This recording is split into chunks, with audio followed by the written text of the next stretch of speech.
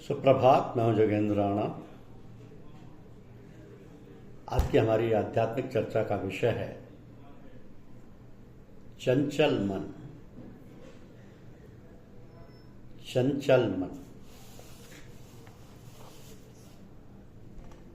प्रभु को मन मंदिर में विराजमान करने की बात अक्सर कही जाती है। तो क्या मन एक मंदिर?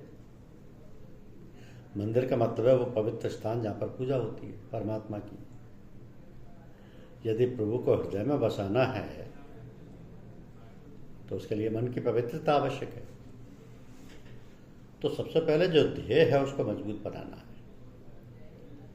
हमारा ध्येय प्रभु को प्राप्त करना है। जब ये ध्येय बन गया तब धारण किया उस प्रभु को हृदय में, अपने अंतर्मन में। क्योंकि इस परमात्मा का रूप दिव्य है, निर्मल है, अतः हमें भी पवित्र व निर्मल बनना चाहिए। इसके लिए अंतर्मन को निर्मल व शुद्ध बनाना होगा, तभी वह उस मन मंदिर में प्रवेश कर सकेगा। अब मन की शुद्धि के लिए राम नाम का सहारा लें। ओम नाम का जाप या इष्ट देव द्वारा निर्दिष्ट आराध्य देव की अर्चना करें। इसी से अंतःकरण की शुद्धि होती है। और जब मन पवित्र हो गया तब परम प्रभु का अनुभव स्वतः हो जाता है। तो अंतर्मन की पवित्रता की पहचान ये है कि उसमें किसी के प्रति भी प्रतिकूल विचार ना आए। सभी तो उस परम प्रभु की संतान है, पर अपना पराया क्या। जब यह अवस्था प्राप्त हो जाए तब राम के आत्मदर्शन में समय नहीं लगता। बस उसको पाने की धुन होनी चाहिए। जैसे दुनियादार को दुनियावी चीजें पाने की लालसा बनी रहती है और बड़ी तत्परता से वह अपने लक्ष्यों को पूरा करने के लिए जी जान से जुट जाता है,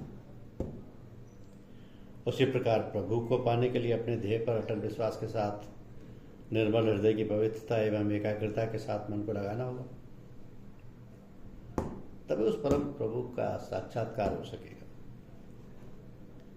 तो आवश्यकता है प्रभु के चरण कमलों में अपने को अर्पित करते रहने की। वो तो इतना दयालु है, कृपालु है कि वह हमें बड़ी से बड़ी मुसीबतों से उबारता रहता है। कमी है उसके चाहने वालों में कि वो उसकी याद से गाफिल हो जाते हैं, उसे भूल जाते हैं। यदि क्षण प्रति क्षण तन्मयता बनी रहे तो उसका लाभ अवश्य मिलता है।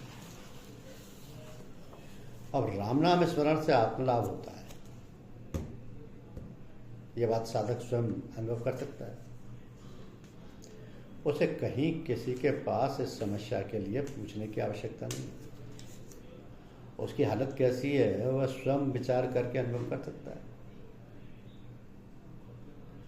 तो मार्गदर्शक तो सदैव उसको मार्ग दिखाता ही रहता है। जीवन की सार्थकता ऐसी में है कि जिस हाल में परमपिता परमात्मा रखे उसी हाल में उसका धन्यवाद अदा करते रहना चाहिए। ये दुनिया है, सुख और दुख अपने संस्कार बस आते जाते हैं। उनको सुचारू रूप से भोगना ही जीवन है और इस जीवन की घड़ियों को परमात्मा की याद में बिताना ही साधना है। तो प्रारब्ध के कारण जन्म हुआ है। आगे के संस्कार ना बने, आवागमन के चक्र को समाप्त करने का यही एक मार्ग है। संस्कार ना बने, इसके लिए समता का जीवन व्यतीत करना होगा। समता का जीवन प्राप्त होगा साधना के द्वारा। साधना प्राप्त होगी इष्ट देव की आराधना के द्वारा। ऐसा करने पर ही अभीष्ट मिलेगा और उसकी अमृत वाणी का प्रभाव पड़ेगा। तो निर्मल व पवित्र हृदय वाले प्राणियों पर, और यही मोक्ष का द्वार है। अब मनुष्य इस धरा पर सर्वश्रेष्ठ प्राणी है और इसलिए मनुष्य जीवन अमूल्य है। अमूल्य इस कारण से कि जिन देवताओं की शक्ति और सामर्थ्य सुन सुनकर हम उनके जीवन के सामने अपने जीवन को हीन और निकृष्ट मानते हैं, उन देवताओं को भी कुछ समय तक सुख भोग और ऐश्वर्य प्राप्त करने के बाद पुनः इस मनुष्य में आना पड़ता है, क्योंकि प्राणी मनुष्य योनि में ही कर्म करने का अधिकारी है। अन्य सभी योनियां भोग योनियां हैं। तो मनुष्य योनि में प्राणी कर्मों का भोग भी करता है और नवीन कर्मों व संस्कारों का सृजन। तो मनुष्य जीवन पाकर अपने जीवन को सफल और सार्थक बनाने का प्रयास और प्रयत्न करना ही सबसे बड़ा पौरुष है। इसमें संदेह नहीं कि सभी प्राणी मनुष्य योनि में आकर भी मनुष्य कोटि में नहीं होते। बहुतों को वृक्षों के तुल्य, अनेकों को पशु तुल्य, कुछ को मनुष्य समान, किन्हीं किन्हीं को देव तुल्य और कुछ को ईश्वर तुल्य कहा जाता है। तो ये सब कोटियां मनुष्य जीवन में स्पष्ट रूप से देखने को मिलती है। फिर अब आप अपने को उस तुलना में लाकर ये जानने और समझने का प्रयास करें कि हम किस कोटि में और हमारा लक्ष्य क्या है। क्योंकि हमें अपने जीवन को ईश्वर तुल्य बनाने का कितना स्वर्णिम अवसर प्राप्त हुआ है कि हम इतने सुंदर सत्संग और सद्गुरुओं की छत्र छाया में जीवन यापन कर रहे हैं कि हम थोड़े प्रयास से सत्संग द्वारा सद्गुरुओं की इच्छा अनुसार अपने को ढालकर उनकी आज्ञा अनुसार जीवन यापन कर अपने को आसानी से ईश्वर तुल्य बना सकते हैं। इसका सबसे सरल और सुगम उपाय यह है कि सद्गुरुओं से जितना अधिक संपर्क कर सकें करें। जितना ही हम उनका सत्संग करेंगे उतना ही हमारा उत्थान और उत्कर्ष सहज रूप से होता जाएगा।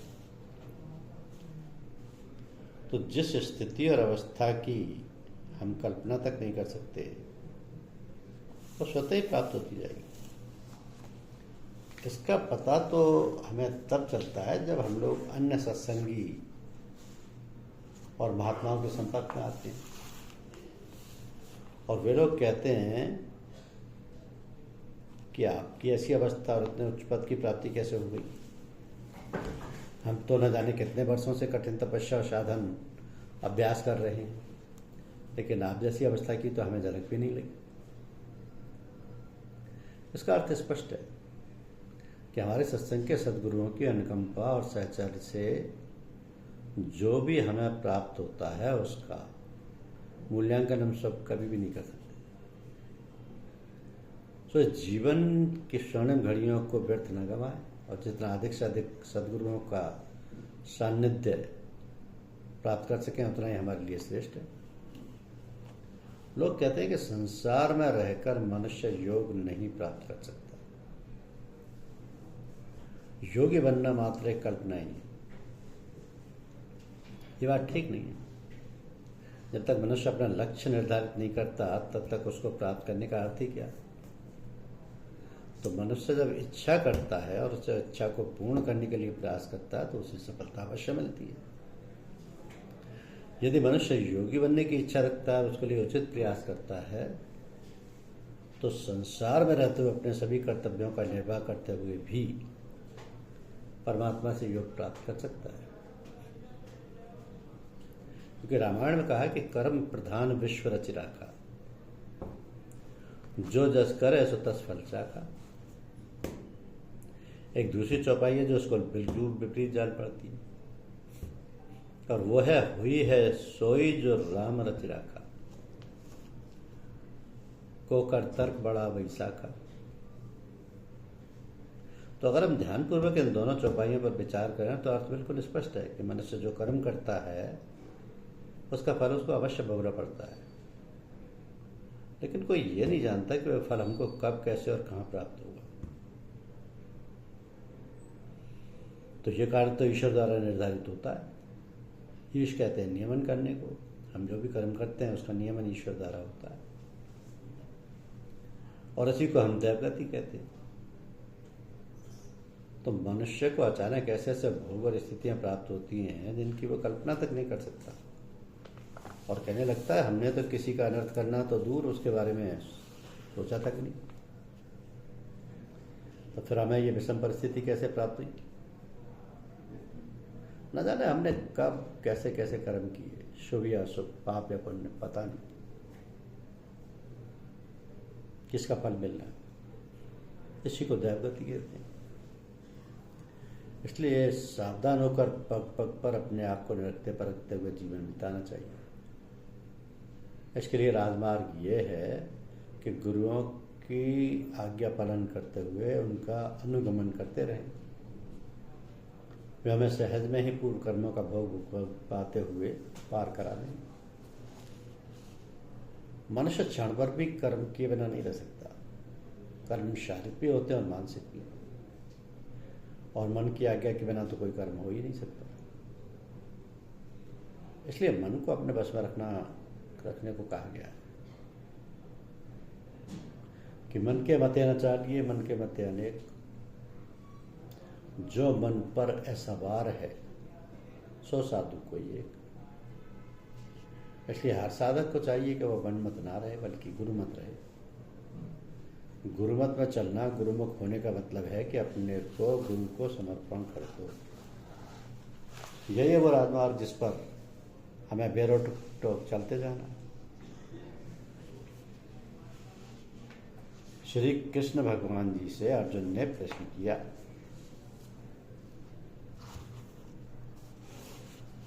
कि मन बड़ा चंचल है,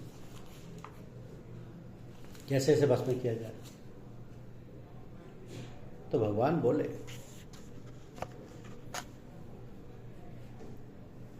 सचमुच मन तो बड़ा चंचल है, किंतु इसे अभ्यास और वैराग्य से बस में किया जा सकता है। तो प्रश्न यह है कि अभ्यास क्या है और वैराग्य क्या है? किसी ऐसे कार्य को जिसे हमें करने की आदत नहीं है उसे बार बार करना, बार बार करने से फिर आदत पड़ जाती है, और आदत पढ़ते पढ़ते फिर वो स्वभाव बन जाता है, फिर कोई अड़चन नहीं रहती, साधन होने लगता है। इसी प्रकार वैराग्य का भी मामला है। वैराग्य माने है राग रहित होना। राग माने लगाव, प्रेम, मोह, किसी की बहुत अधिक याद करना। कोई भी काम करते समय हमें किसी की याद आते रहना राग कहलाता है। लेकिन जब वही राग भगवान से हो जाए और सांसारिक वस्तुओं से पीछा छूट जाए, उनकी कोई याद ना आए, ऐसी याद की जिससे हमें जो इस समय साधना कर रहे हैं उसमें बाधा पड़े, तो हम प्राय लोगों से कहा करते हैं कि सबसे सरल तरीका है किसी वस्तु को और किसी बात को, किसी संग साथ को, दुनिया की, संसार की किसी वस्तु को जिससे आपको लगावे, छोड़ने की कोशिश मत करो, बल्कि भगवान को, सतगुरुदेव को, अपने इष्ट को अधिक से अधिक पकड़ने की, उनसे संबंध रखने की, उनको याद करने की, उनको साथ रखने की चेष्टा करो। तो दुनियादारी की बातें, सांसारिक बंधन और जो भी बाधाएं हैं हमारे साधन के मार्ग में अपने आप हट जाएंगी।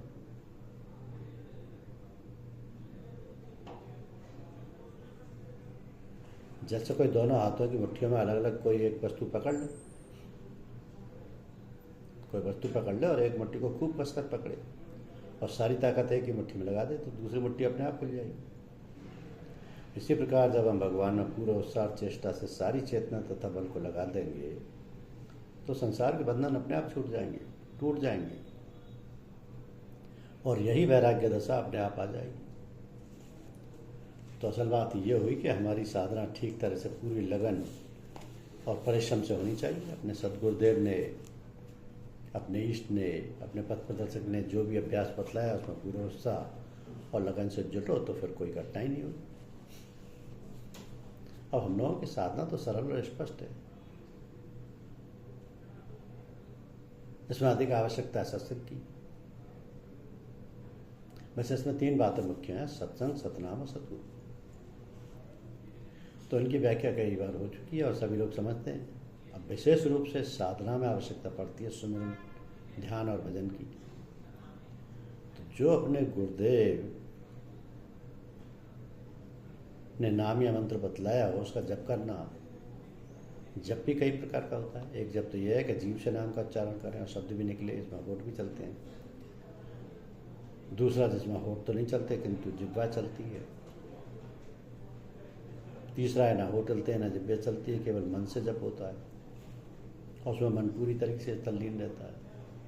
और ऐसा करते करते कभी कभी नींद भी आ जाती है, किंतु ये नींद ऐसी नहीं है जिसे हम सोना कहते हैं, बल्कि यह है योग निद्रा। इसके आने से हमारी सारी थकावट दूर हो जाती है और स्फूर्ति आ जाती है।